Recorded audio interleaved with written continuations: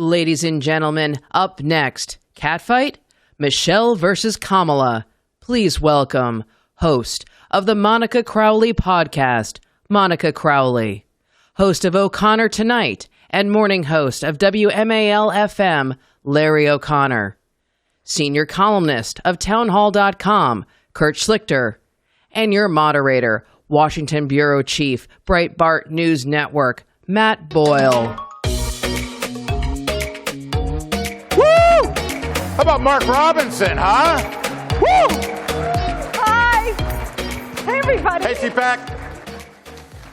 Matthew Boyle, ladies and gentlemen. Kurt Schlichter, ladies and gentlemen. Larry O'Connor. Monica Crowley, ladies and gentlemen. Don't you miss actually having someone at the Treasury Department who speaks English and actually communicates things and worries about things like, you know, the economy and inflation instead of, climate change? Exactly. We need the Treasury Department to focus on climate change. All right, Matt, go ahead. Okay, so the topic of this panel, obviously, is... Sorry about that. It's already chaos. Catfight, Michelle versus Kamala. And the point here is that we know what's going to happen on the Republican side. Donald J. Trump is going to be the Republican nominee for president again. We all know that is going to happen. The fact is that Sorry, Nikki Haley is in the back of the room objecting. It's not going to happen. We Nick. don't know what's going to happen on the Democrat side. Technically speaking, right now, the current president, Joe Biden, is allegedly leading candidate for president. He's got he just put up a major fundraising number in January, but at the same time, you have a special counsel report that shows that what we all know, this guy belongs in a memory care institution, not the Oval Office. Monica, you from this stage just a few years ago, I think, were the first person out there warning conservatives that we need to be ready for the possibility that they parachute in Michelle Obama at the convention. Yeah, this is all your fault, Crowley. Make your case. Fault. You had to give her the idea, didn't you? Why should we be ready for Michelle? How is she going to do it? Thank you, Maddie. And it's great to be here with everybody. And thanks to Matt Mercy for having all of us here at CPAC. So, yeah, it was 2 years ago. I happened to see a brand new documentary at the time by my friend Joel Gilbert called Michelle Obama 2024. And a week or so later, I came here to CPAC. You know, a light bulb went off in my head when I watched that documentary. And I thought, even at the time, 2 years ago, there is no way that Joe Biden is going to be the Democrat nominee for president. I mean, he's always been a corrupt hack, but now he's a corrupt hack with dementia. So I thought there's no way that they can put him up in 24. And when I saw Joel's documentary, I thought, that seems to be the most obvious and logical route for the Democrats. So 2 years ago, from this stage, I was the very first person after Joel and his movie to raise the possibility that the Democrats might reach for Michelle Obama. And I'll never forget, the room fell silent. You guys, there was not a peep from any of you. You could hear a pin drop. And then there was a collective gasp across the room. And I remember... Well, and there was one F word. That was me. That was you. Yeah. And I remember saying, guys, don't shoot the messenger. It does us no good to live in wishful thinking fantasy land that the Democrats don't have a plan. They're communists. Communists always have a plan to seize and retain power. And when you look at it right now, Joe Biden doesn't know what planet he's on, so the president is completely out to lunch, and the vice president is in a constant state of nervous breakdown. So the Democrats cannot run either one of them, and the solution seems to me, and there are all these names being thrown out like Gavin Newsom or Gretchen Whitmer, but now more and more people are on the Michelle bandwagon after I threw it out here 2 years ago. And it seems to me she covers all of the bases, unfortunately. But again, we need to deal in reality. Don't buy the nonsense that she is not political. She is totally political. Her father was a precinct captain in Chicago. So from the time she was a little girl, she was going to precinct meetings with her dad. Her best friend growing up was Jesse Jackson's daughter. So she was always at Jesse Jackson's house, etc. Look, she is completely political. The Democrats moved their convention to Chicago. Okay, so you start to put some of the pieces together, and it's entirely possible that they could make the change out at the convention in August. They can throw out all the rules because communists do not play by any rules. So the Democrats just do whatever they want.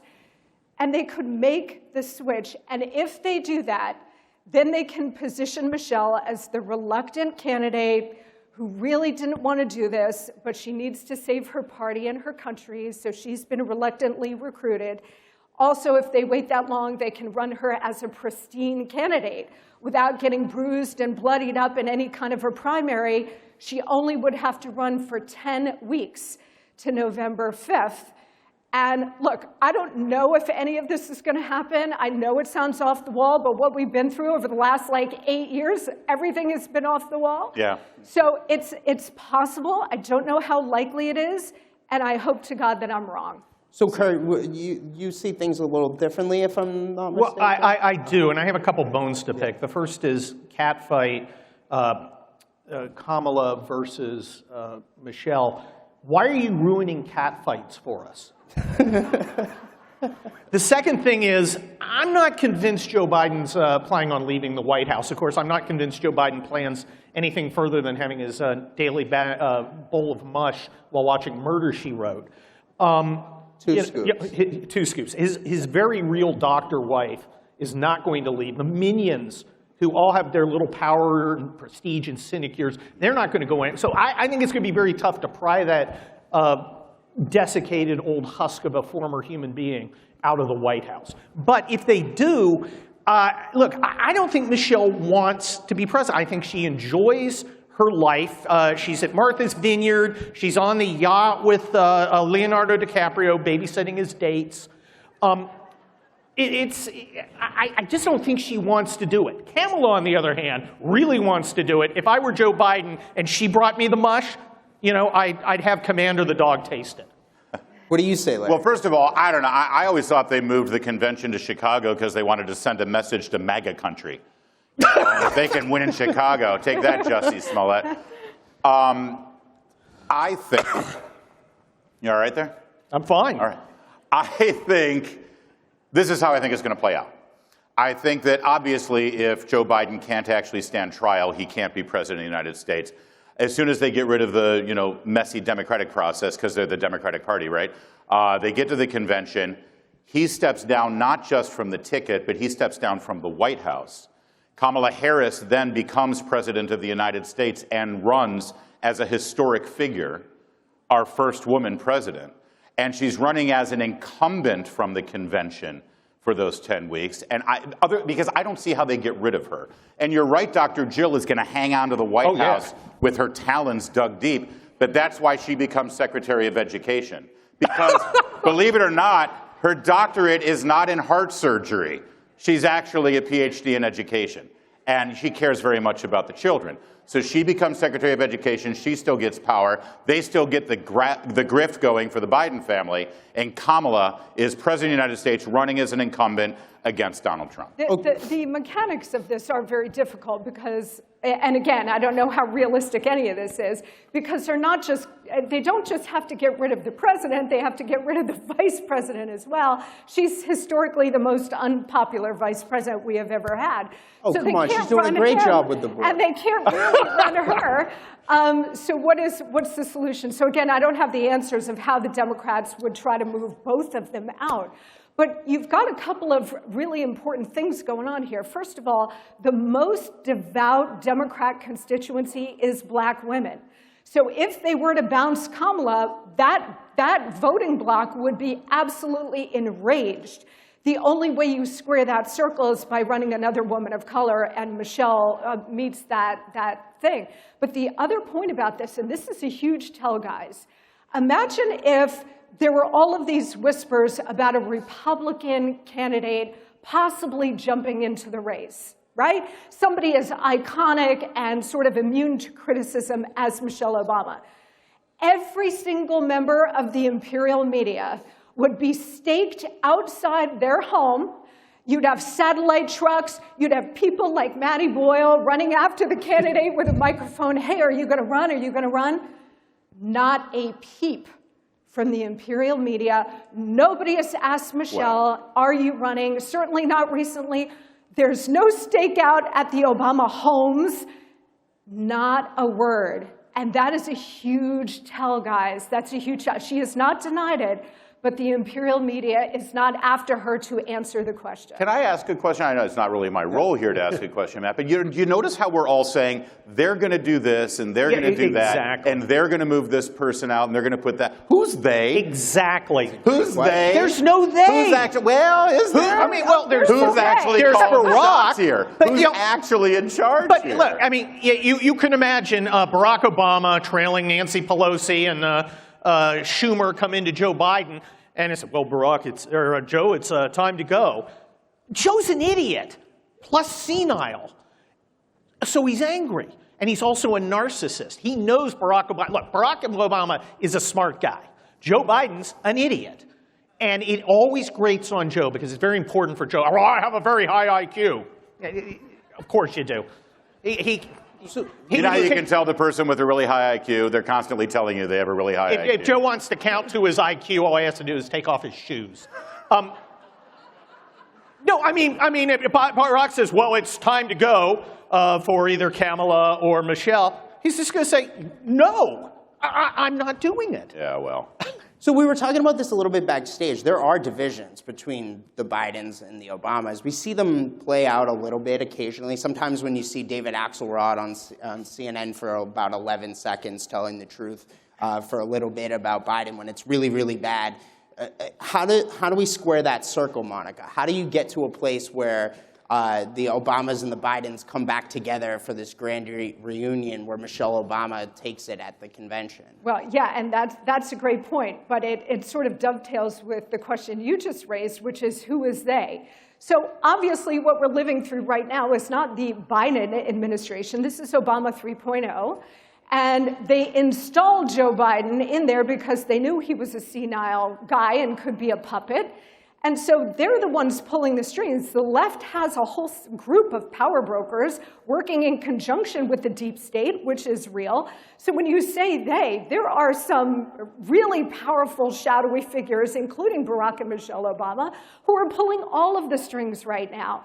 Again, I don't know the mechanics of removing Biden, who is going to be very stubborn and is not going to go on his own. Kamala, same thing. Very stubborn, not going to go on her own. I'll tell you how they get rid of Joe. Well, I'll tell you. I'll pick this up. But can I just yeah, absolutely. one final Please point? do.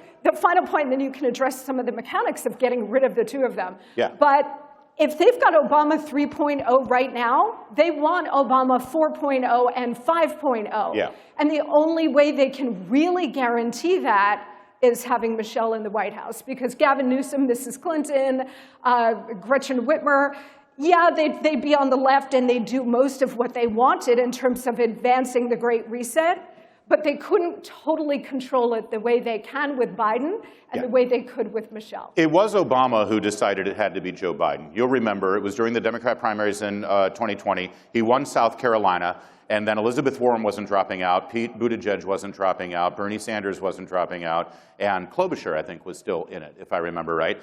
And then the phone call was made. It's got to be Joe. And Buttigieg gets out, Klobuchar gets out. They immediately endorse Joe Biden. Remember when Greg Brady got signed by that record producer to record a song, and then it turned out they didn't actually use his voice? And he was like, what is this? I thought you were... And they said, no, you fit the suit, right? Joe Biden fit the suit.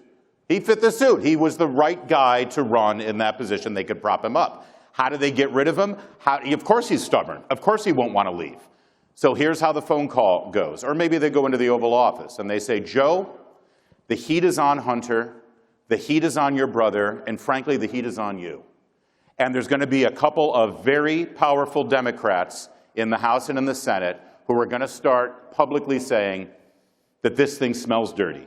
And there's going to be convictions and there's going to be impeachment. So here's your chance.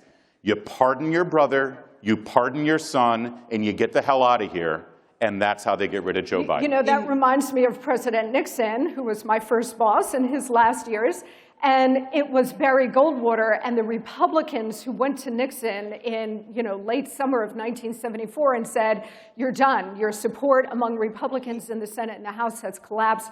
I'm not sure I see Democrats doing that. Maybe if they're given their marching orders. The difference, Monica, is that Richard Nixon had respect for norms. He had respect for the United States of America.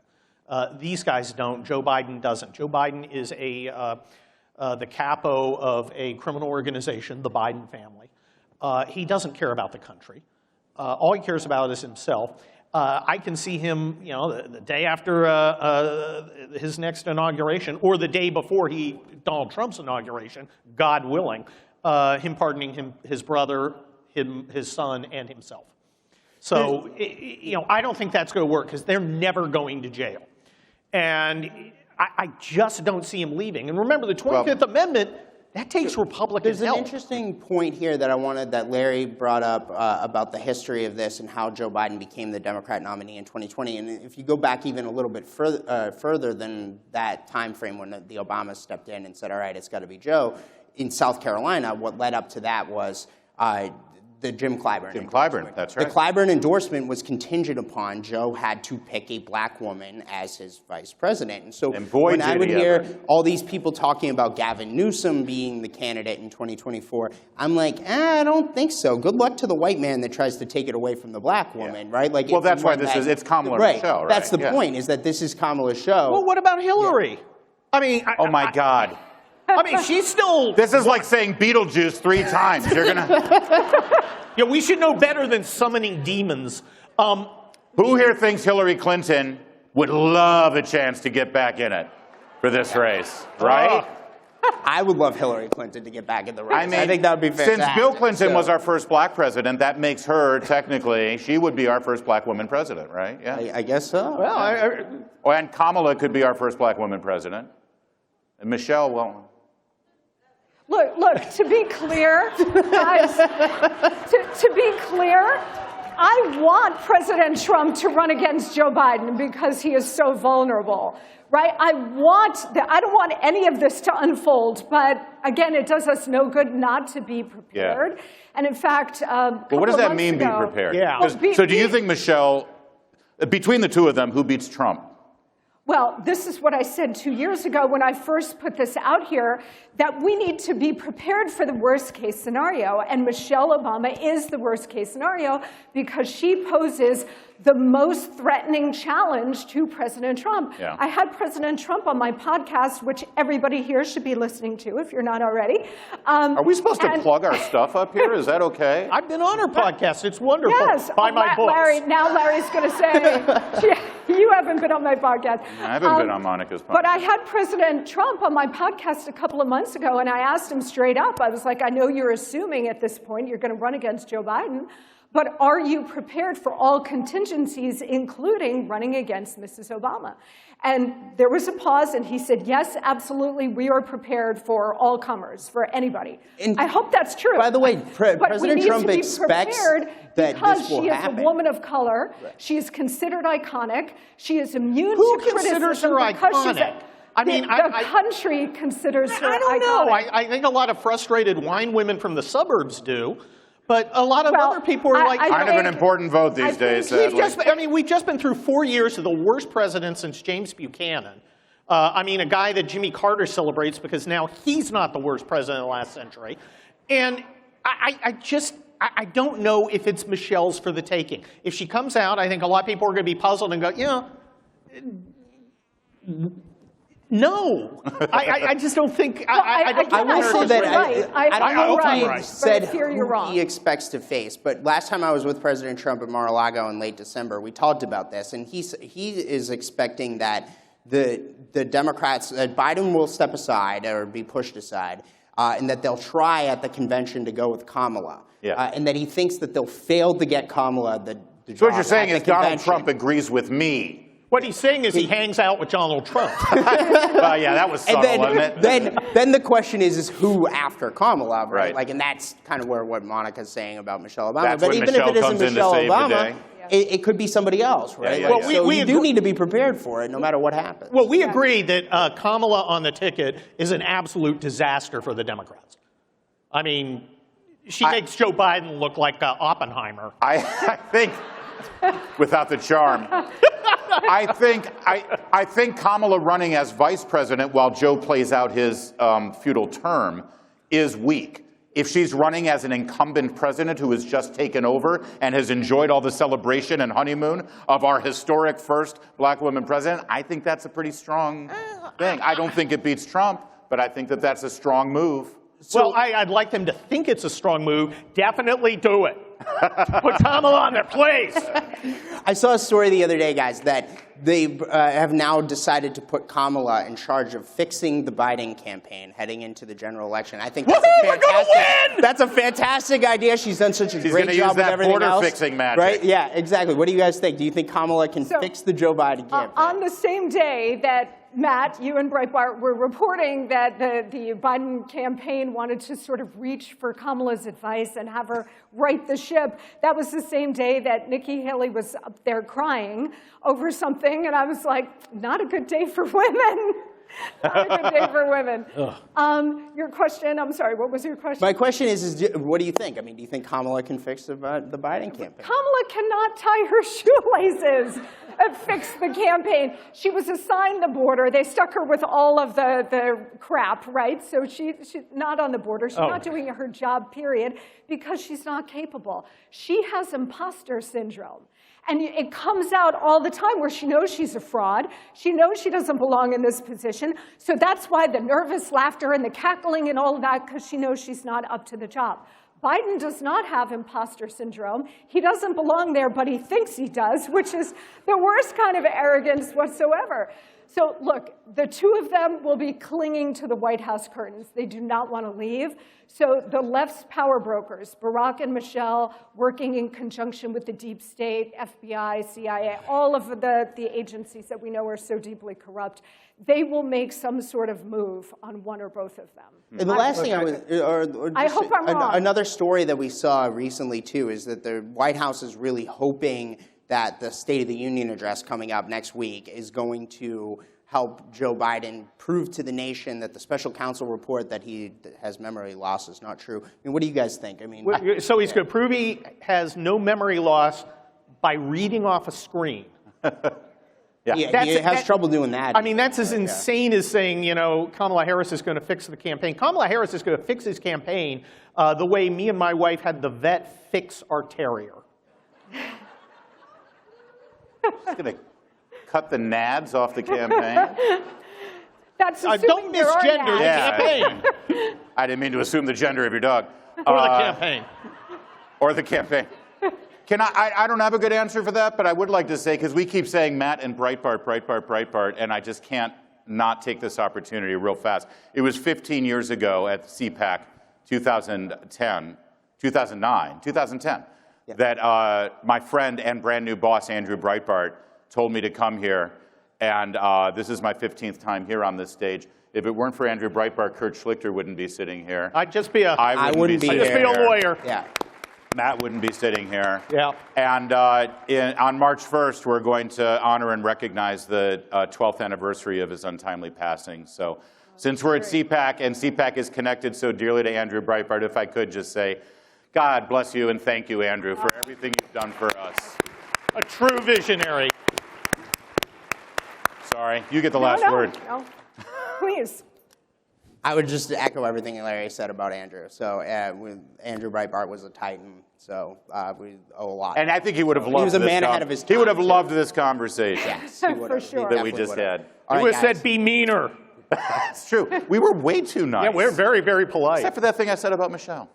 Or didn't say. Exactly. I said nothing. Got that, Media Matters? I know the Media Matter guys. Wasn't me. How do I do say this? It How do was I do Schlichter. this? Yeah. Thanks, Matt. All right, thanks, guys. Thanks, guys. Thank you. Everybody.